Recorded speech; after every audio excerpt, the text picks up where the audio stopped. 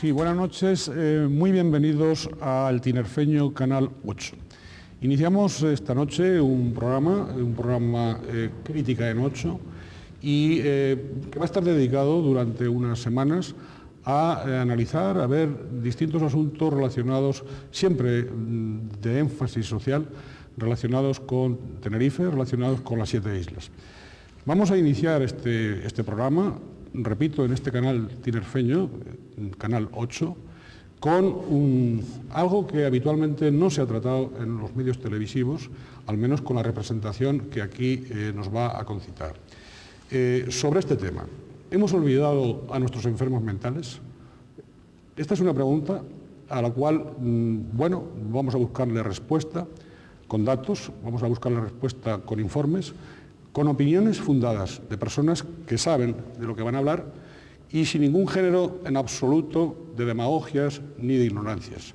Queremos aproximarnos a los televidentes del Canal 8 con este primer tema, y para eso pues hemos invitado en primer lugar a don Juan de la Fuente. Hola. Bienvenido al programa. Don Juan de la Fuente es el responsable de la planificación de la salud mental del Servicio Canario de Salud. Por lo tanto, es el responsable en el ámbito regional, en el ámbito archipelágico, nada menos que de planificar, y de planificar sobre salud mental. También vamos a tener con nosotros, muy bienvenido al programa, muy bienvenido al canal, a don Francisco Rodríguez Pulido, al doctor Rodríguez Pulido, profesor titular de Psiquiatría de la Universidad de La Laguna, y desde luego pionero en sus colaboraciones periodísticas sobre este asunto concreto, durante tantos años. Gracias a que he tenido periodistas que siempre han aceptado mis artículos. Bien, muy bienvenido, doctor Rodríguez Pulido. Igualmente tenemos que darle la bienvenida a doña Raquel Arocena. Doña Raquel es presidenta de la Asociación Tinerfeña en Lucha Salud Mental, ATELSAM, que es una veterana, y no la estoy llamando vieja porque usted está muy joven. No sé los años que tengo, porque los tengo bastante. Pero como si no los tuviera, porque se ve que usted tiene mucho empuje y se ve además esa dedicación. Pero sí quería recordar su dedicación de tantos años también a los enfermos mentales, a el movimiento familiar de los movimientos. Queremos desde este canal darle la bienvenida pues a don Marcial Morales Martín, consejero de Empleo y Asuntos Sociales del Gobierno de Canarias. Tenemos que agradecerle su esfuerzo para grabar este programa, para estar presente entre nosotros y además decirle que los asuntos que van a salir aquí, como siempre, van a ser asuntos de debate, y usted sabe que no pactamos nunca, desde el punto de vista periodístico, no pactamos nunca preguntas ni tal. Pero usted siempre ha tenido buena capacidad de encaje, y estoy seguro de que también cuando salgan aquí los datos, va a, bueno, por lo menos a intentar salir del paso. No, seguro que saldremos con cuestiones que nos ayuden a avanzar. Pero siempre con veracidad. Efectivamente, siempre. Bien. Bueno, pues vamos a un primer informe, si les parece, sobre este asunto que nos convoca. ¿Hemos olvidado a nuestros enfermos mentales? En Canarias hay censados 8.000 enfermos mentales crónicos, de los cuales 3.000 viven en la isla de Tenerife.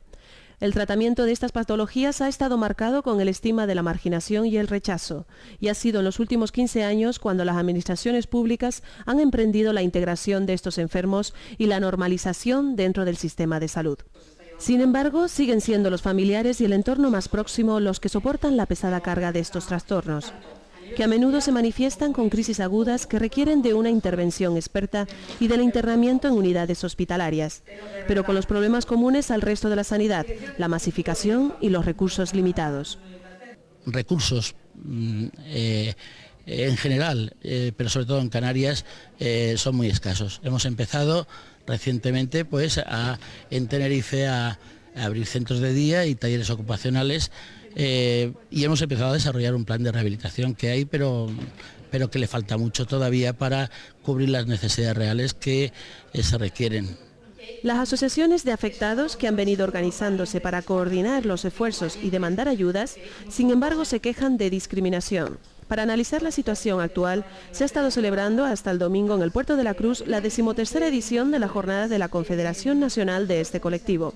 un grupo que ha subrayado el supuesto abandono al que le somete el sistema sanitario y de atención social, obligado a ofrecer una respuesta eficaz. Hay poco que pedir en este aspecto, sino hay que exigir que se reconozcan esos derechos y que tengan el mismo trato que el resto de los enfermos de la sociedad, de cualquier otra cuestión. Y eso, bueno, pues efectivamente, aunque había cierto olvido, yo creo que efectivamente en este momento los poderes públicos están tomando conciencia y de alguna manera caminamos hacia soluciones.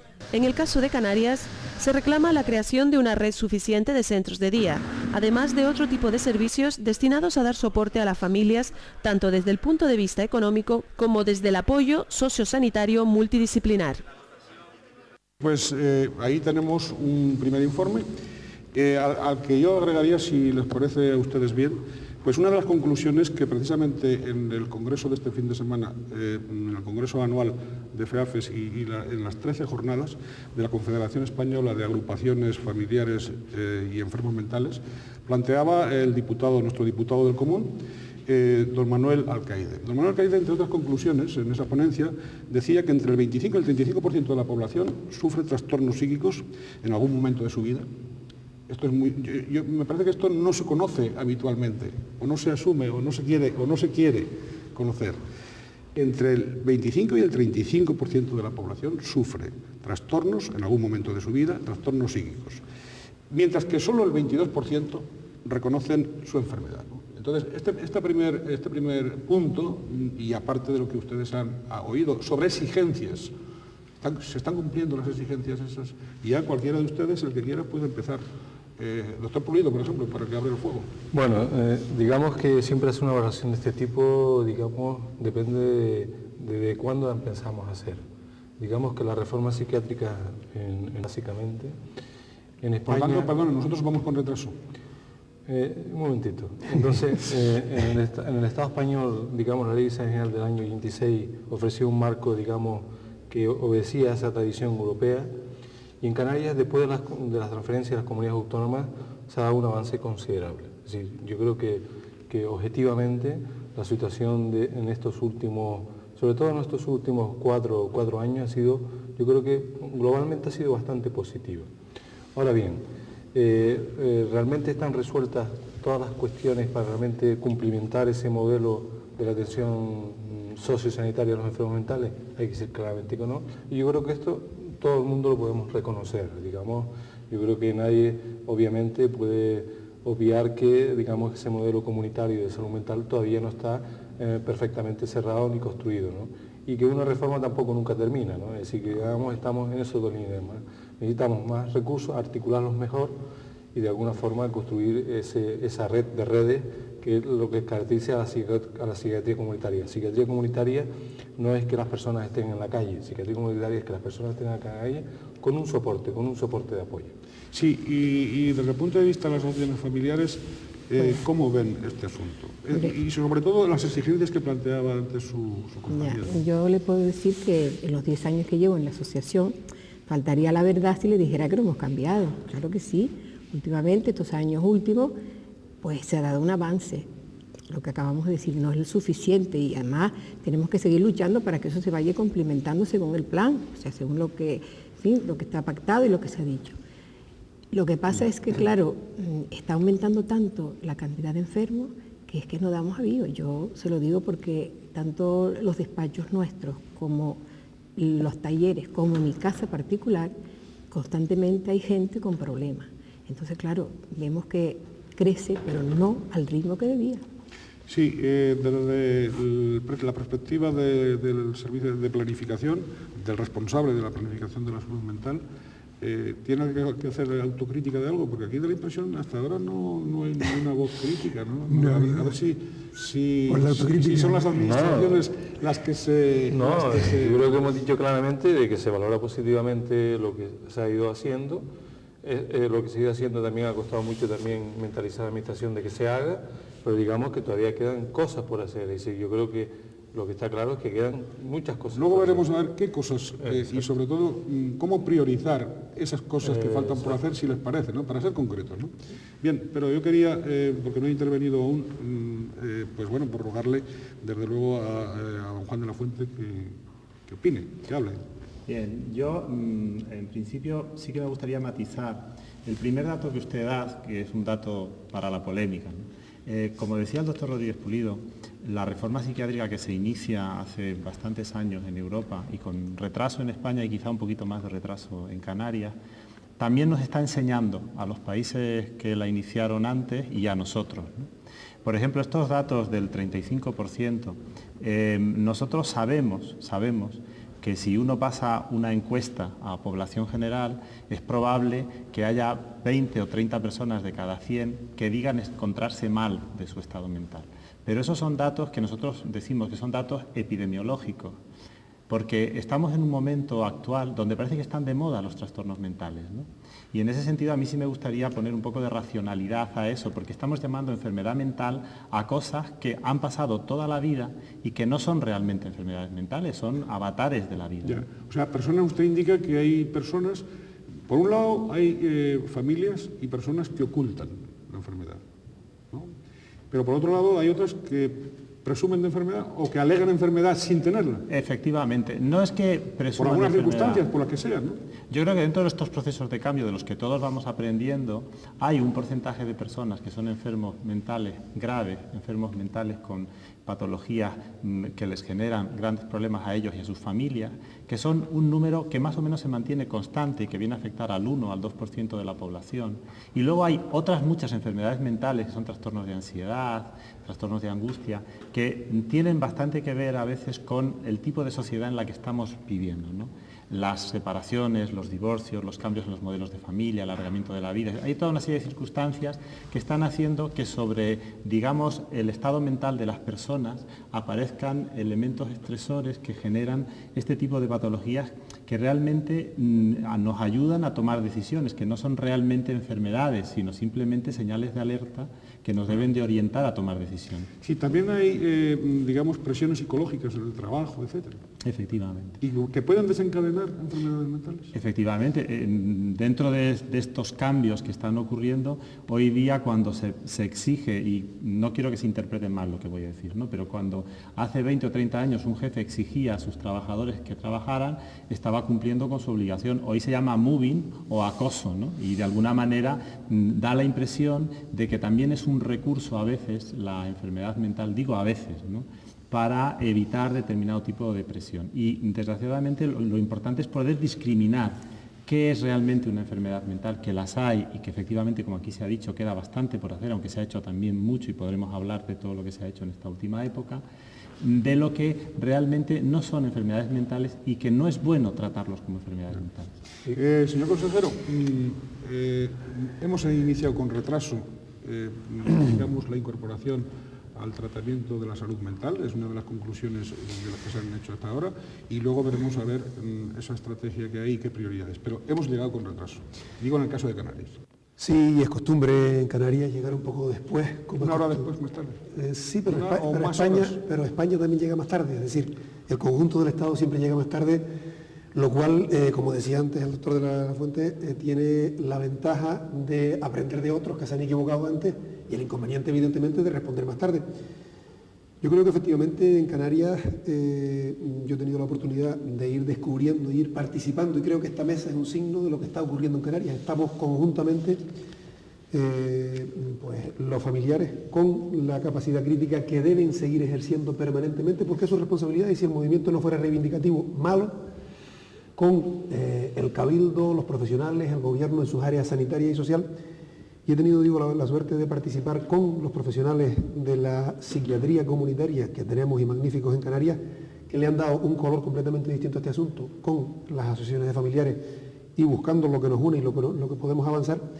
Y creo que en este momento el que estemos hablando con absoluta normalidad de centros de día, en definitiva de recursos que lo que posibilitan es que una persona con enfermedad mental pueda demostrar, y puede hacerlo, que con los apoyos adecuados puede ser una persona que viva con normalidad y que contribuya al bienestar de esta sociedad con absoluta normalidad, creo que es el mejor síntoma de los cambios en los que estamos, y cuando se está en cambio es cuando se es especialmente consciente de lo que queda por avanzar.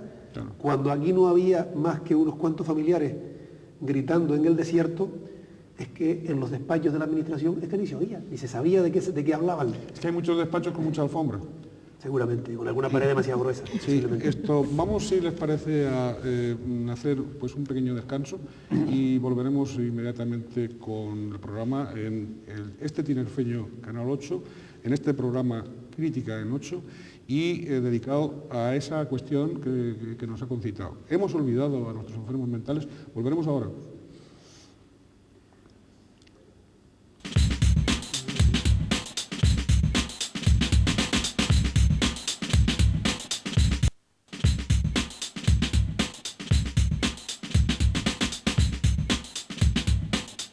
Sí, estamos en el Tinerfeño Canal 8, en el programa que hemos dedicado a preguntarnos si hemos olvidado, si tenemos el olvido a nuestros enfermos mentales dentro de un programa nuevo que se llama Crítica en 8.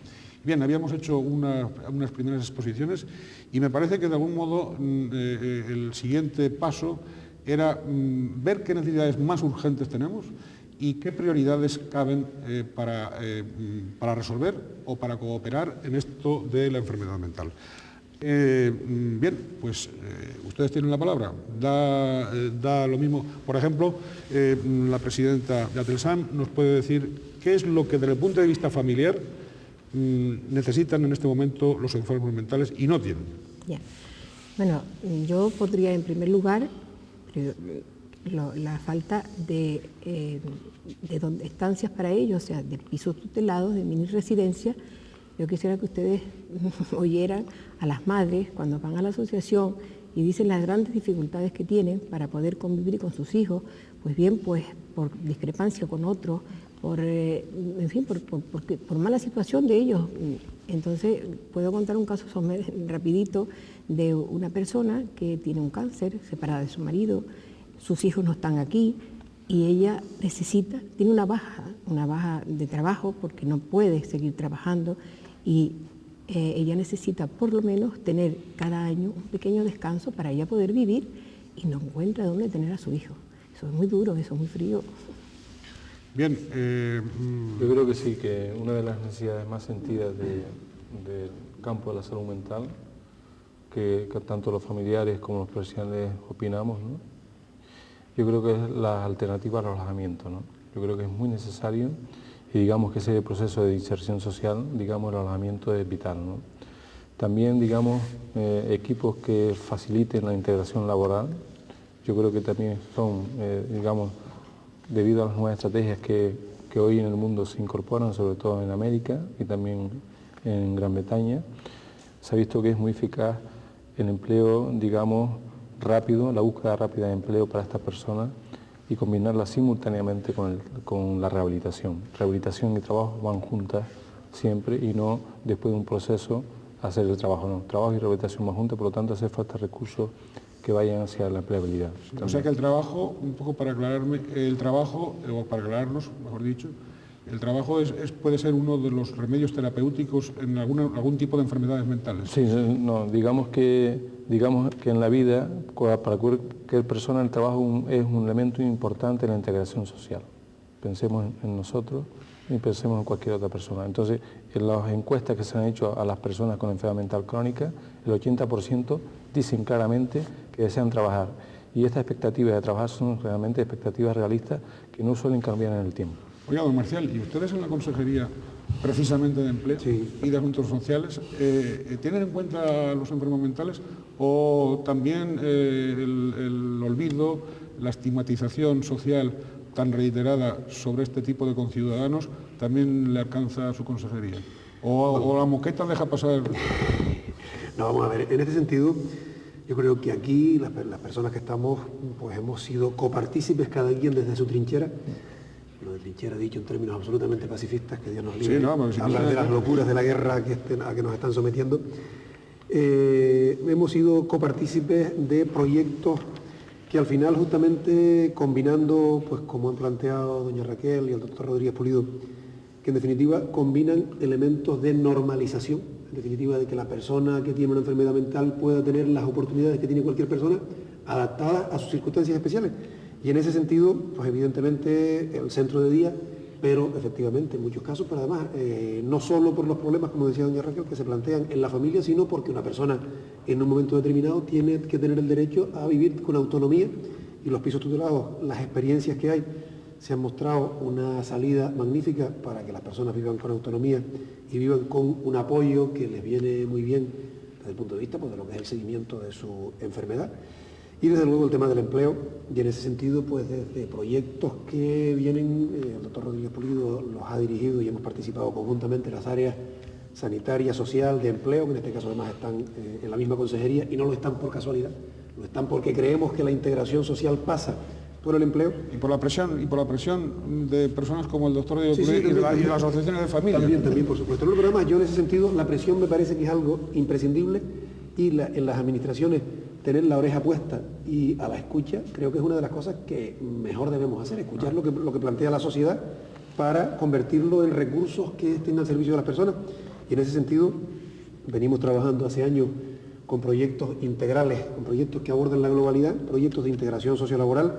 Tenemos en Canarias experiencia en ese sentido, de sus resultados. No hace falta decir que son resultados magníficos, positivos, en lo que suponen de positivo y en lo que suponen de cosas que hay que corregir. Y ahora mismo están en marcha incluso, en este momento, proyectos en Tacoronte, por ejemplo, como en Santa Lucía de Tirajana, en Gran Canaria, proyectos integrales de empleo, además de lo que, a través de los propios centros de día, de los centros especiales de empleo, se puede hacer a través de lo que en definitiva en el Servicio Público de Empleo, en el Servicio Canario de Empleo, intentamos que vayan siendo espacios de oportunidades, especialmente para las personas que tienen una mayor dificultad y una mayor necesidad de que el empleo sea una vía de integración. Oye, por cierto, y sin ningún ánimo pleitista ni nada que se le parezca, las atenciones, y ahí yo me dirigiría, que parece que está más silencioso Juan de la Fuente, sobre todo a la hora de planificar, y a la hora de planificar esto que demandaba doña Raquel, de esos pisos, en fin, en Gran Canaria están un poquito más adelantados que en Tenerife o en otras islas, o no, o están igual de desguarnecidos. Cada vez menos son las diferencias entre las islas. Es inevitable en un territorio como el que vivimos y sobre todo con una historia reciente como la que hemos tenido, que ni se haya partido de situaciones iguales ni sea fácil igualar las situaciones, ¿no? Lo cierto es que año tras año se van de alguna manera igualando y reequilibrando los recursos. Y por otro lado, tampoco es cuestión de aquel que pudiera tener en un momento determinado un poquito más, se le frene el crecimiento hasta que todo el mundo tenga lo mismo, ¿no? Yo creo que en ese sentido es muy importante lo que hablábamos al principio de lo que estamos aprendiendo de los procesos de reforma en otros lugares. Nosotros, por ejemplo, por hablar de Tenerife, dado que este canal me presume, y yo creo que va a ser una de las aportaciones a los medios audiovisuales que tengan acceso en la isla, en Tenerife concretamente estamos pasando, ya hemos dejado de ingresar enfermos agudos en el hospital psiquiátrico, ya no hay camas para agudos sino en hospitales generales, tanto en la Candelaria como en el hospital universitario. Las camas, antiguas camas con enfermos crónicos, se están transformando, ya hay un 20 y tantos por ciento, un 25% de ellas en camas para rehabilitar enfermos crónicos.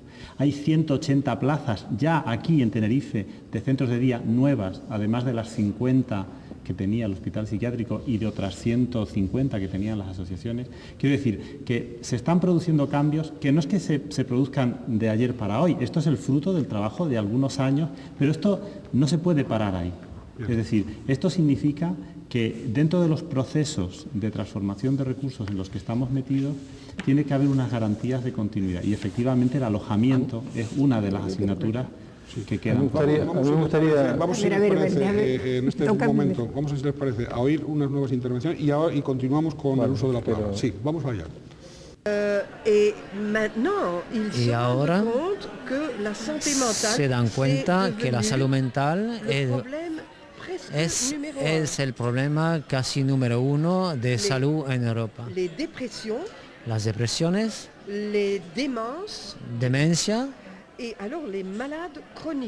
y enfermos crónicos como esquizofrenia. Son enormes grupos que uno de 4 personas tiene problemas psíquicos. que son escondidos por la misma población, por tabúes. Las familias soportan sobre sus espaldas pues el 99% del peso del acompañamiento, de la atención a estas personas. Es un peso descomunal que les desborda y que les enferma igualmente. La atención sanitaria debe volcarse más para el control y mantenimiento de las personas con problemas mentales, pero también una variedad de recursos de acogida, de liberación, de descarga familiar y de talleres de día y de programas de inserción profesional. Es necesario ir creando todos estos recursos intermedios. Sí, hemos recogido unas declaraciones de la representante europea también de estos movimientos familiares y de otra del ámbito estatal. Bien, pero habíamos... antes hay una reivindicación fundamental que digamos que en estas jornadas, en este congreso, el movimiento asociativo deja constancia de ella y que tiene relación con la ley de calidad y cohesión sanitaria que actualmente se debate, que ha pasado por el Senado y tiene 161 enmiendas pendientes y que es fundamental, estratégicamente fundamental, y es la referencia a que la rehabilitación se considera una prestación sociosanitaria, pero una prestación sociosanitaria de rehabilitación, pero que no tenga límites en su aplicación. Digamos, y esto el movimiento asociativo en los próximos años o ya inmediatamente va a exigir esta reivindicación.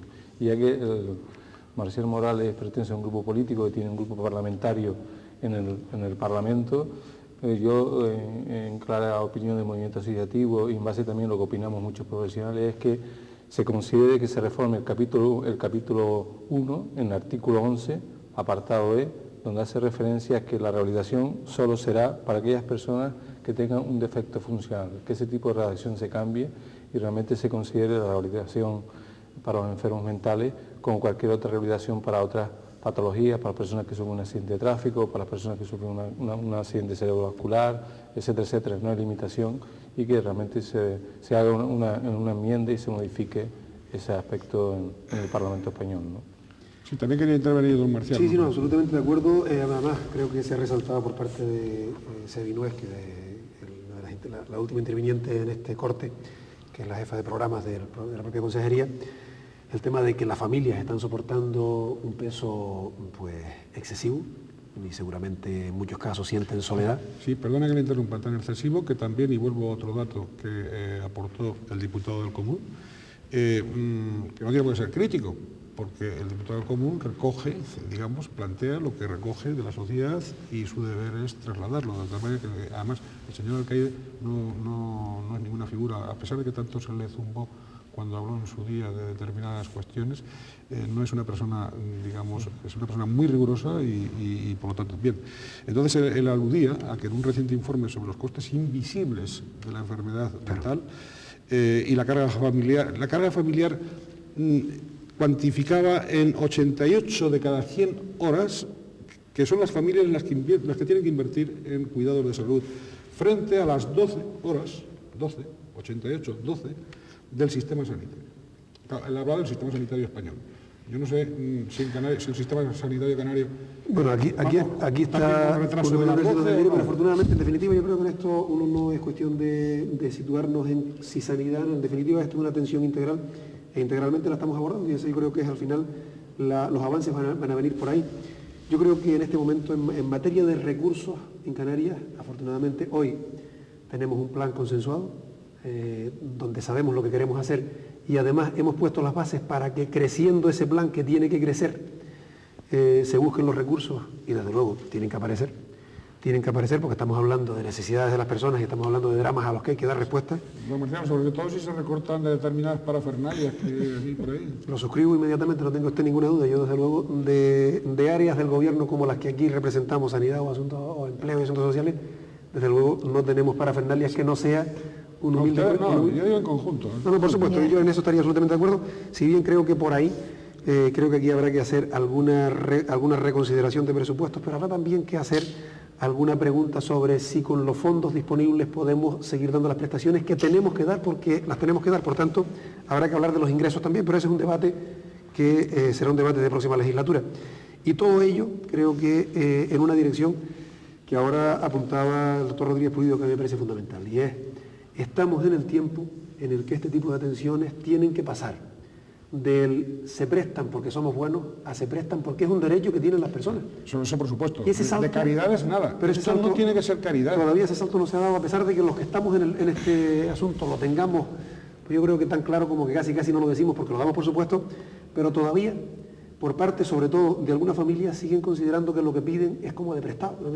Lo que se pide es el derecho que tiene una persona a vivir dignamente. Otra cosa es cómo nos organicemos y en cuánto tiempo seamos capaces de llegar a determinados pasos.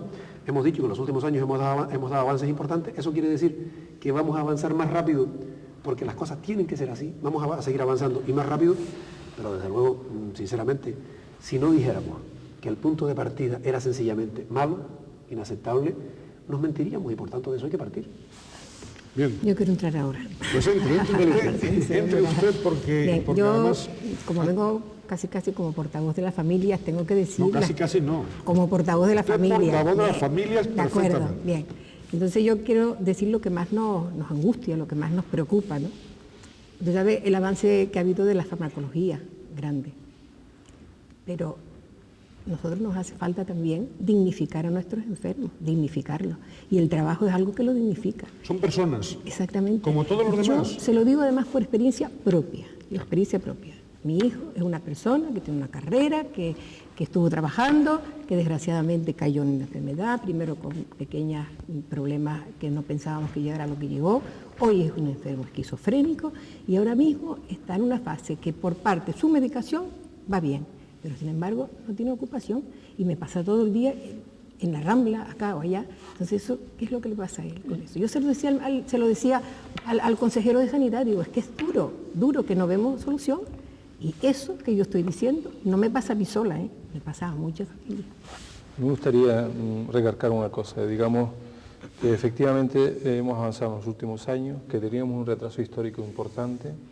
Digamos, ahora el temor que los profesionales sentimos es que, digamos, no hemos igualado por abajo, digamos, por el mínimo, ¿no? Y una vez que hemos cubierto lo mínimo, no cascamos más y de alguna forma se dé un parón al crecimiento de los recursos en nuestro sector. Ese es el gran temor que tenemos los profesionales en este caso y yo creo que también los familiares, que, digamos, igualados por el déficit, digamos, ahora no crezcamos más. Y yo creo que en la construcción de un modelo comunitario, como todos estamos empujando, de alguna forma debe haber un esfuerzo económico sostenido en incrementar cada vez más los recursos y no solamente incrementarlos más, optimizarlos mejor y de alguna forma también establecer fuertes conexiones, como yo creo que en Tenerife tenemos a través de los convenios de colaboración institucional que, digamos, costó mucho, pero yo creo que todo el mundo ya entendió el por qué eran necesarios, ¿no? Bien, ahora continuamos, ahora volvemos, vamos a dejar otro espacio y regresaremos inmediatamente para continuar con este debate.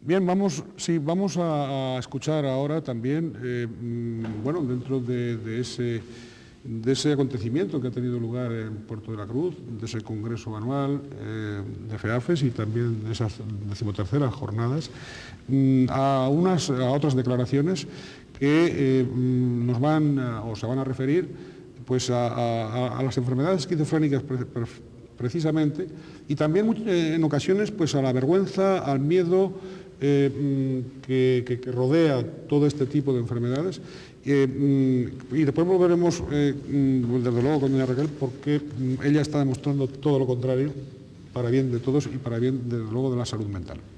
En principio la esquizofrenia no es una enfermedad crónica y eso también es otro de los estigmas que existen, de que es una enfermedad incurable o irrecuperable. Esto existe un poco simplificando la regla de los 3 tercios, en los cuales 1/3 de los pacientes que presentan esquizofrenia se curan absolutamente, otro tercio sufren diversos episodios, pero con intervalos de normalidad, Y por último, sí existe otro tercio en que existe un deterioro gradual y cronificante.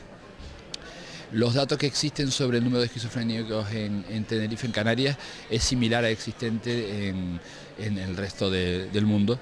La enfermedad mental era la eterna olvidada de todos los servicios sanitarios y sociales.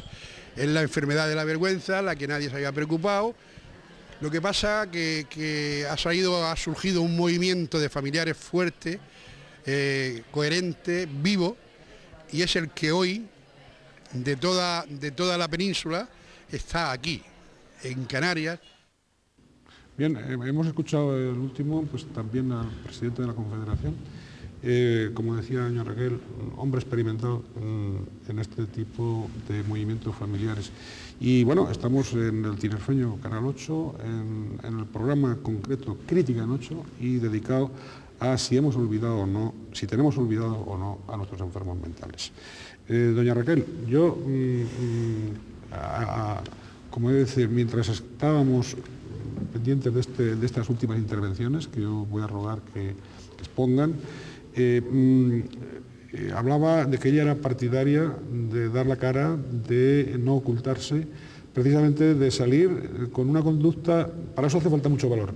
Y yo quiero decirle que ese valor de usted puede ser un valor incitador para que otras madres, para que otras esposas, para que otros familiares, bueno, pues afronten la enfermedad de los suyos como una enfermedad más. Como una enfermedad más. Ojalá lo consiguiera, francamente. No, pero me apetecería mucho, porque realmente yo creo que eso nos ayuda, en vez de desayudarnos. O sea, nos ayuda primero porque probablemente el movimiento asociativo crecería, que hace falta, ¿no? Y por otro lado, pensemos en el mañana. ¿Qué haremos nosotros cuando no estemos? O sea, nosotros tenemos que luchar y además ver las cosas con normalidad, como otra enfermedad, para pedir los recursos que hace falta.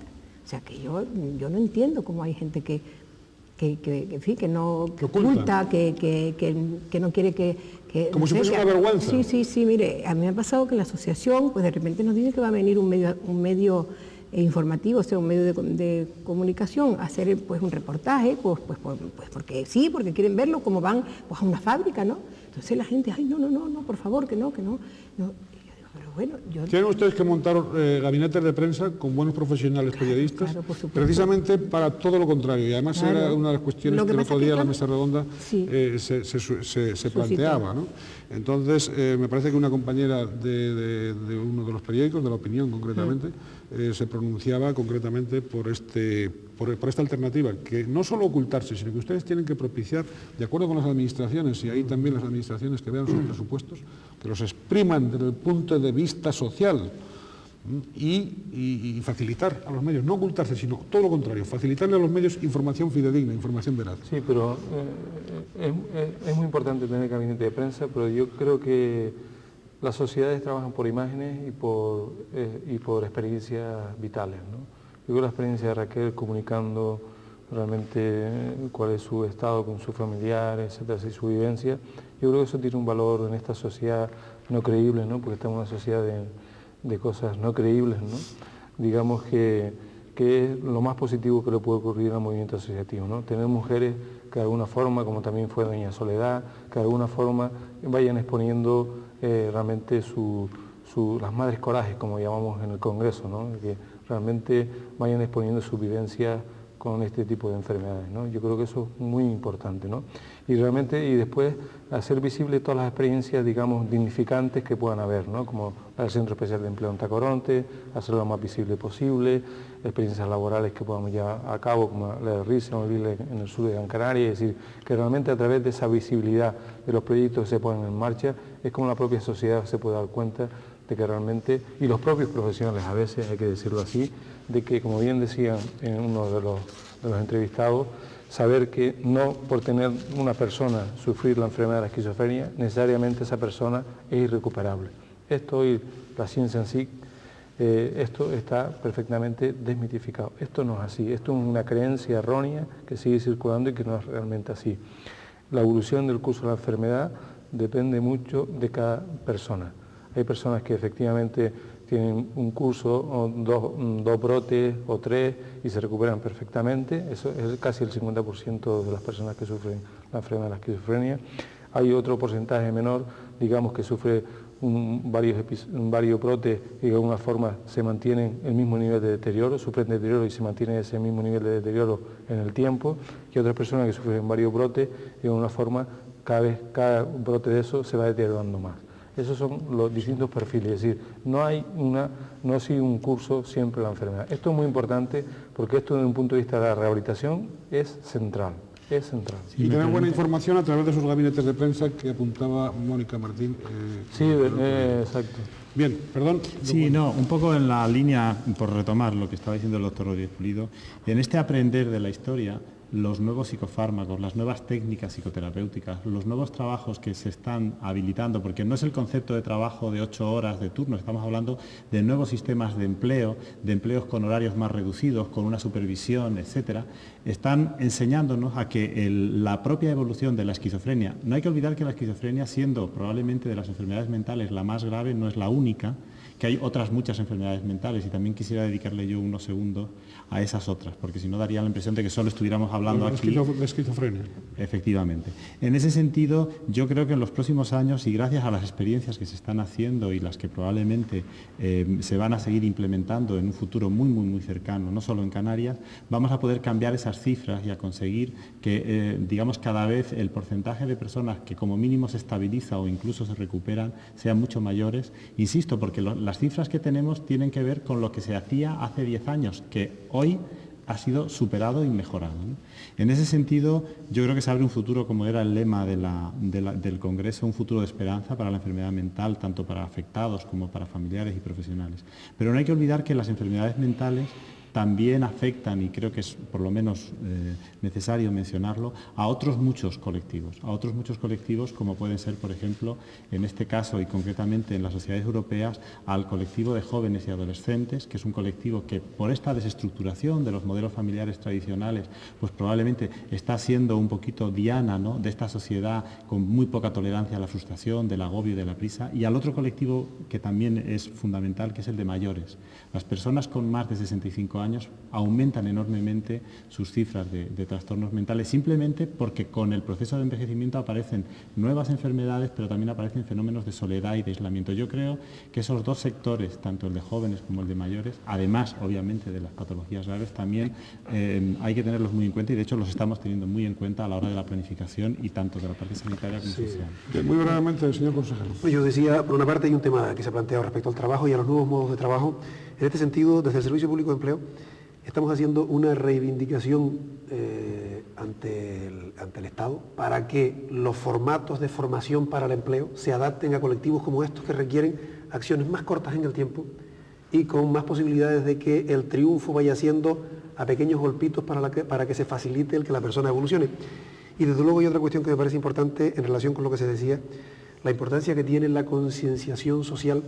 Decíamos al principio, antes de entrar en antena, que yo no había sido nunca invitado a un programa para hablar específicamente de esto, con lo cual... De televisión no de televisión nunca. Yo, estando todos así... Yo desde luego nunca, con lo cual celebro y agradezco el que esto se haga, porque justamente decíamos, estamos en camino además de una forma colectivizada. Tenerife es un buen ejemplo, lo decía antes el doctor Rodríguez Pulido, de cómo sanidad, empleo, asuntos sociales, vivienda... Desde luego el Cabildo, por supuesto, con un papel clave, ayuntamiento y desde luego una función fundamental de los familiares. Estamos avanzando.